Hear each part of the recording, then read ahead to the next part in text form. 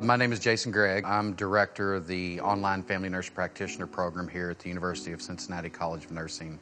Probably the biggest influence on my career was living in a rural area. Growing up as a kid, I had to go outside the area for access to care. I was a patient at Shriners Hospitals for crippled children. From the time I was 5 till I was about 15, I wore a brace for scoliosis, and that always stimulated my interest in the medical field.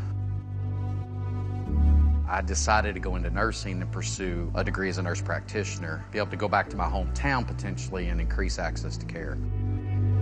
My favorite show growing up was Little House on the Prairie. And you know, if you remember the show, Doc Baker, he was the vet, he was the doc, he was the nurse.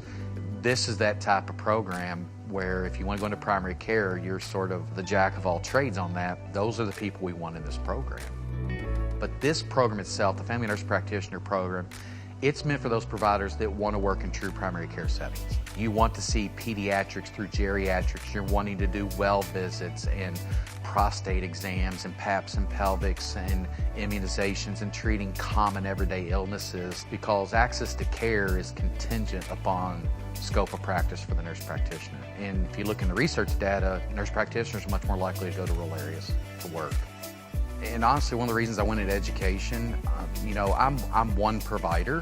So when you can have an influence on potentially numerous other providers and attracting them to those rural areas, and I would love to see more diverse providers go into those areas, just so the demographics would start to change a little bit, so we can bring in a little bit of goodness from everybody. That's where the blessing is, being able to have that impact on students, not just to become nurse practitioners, but to develop a passion to go into those areas and serve underserved people.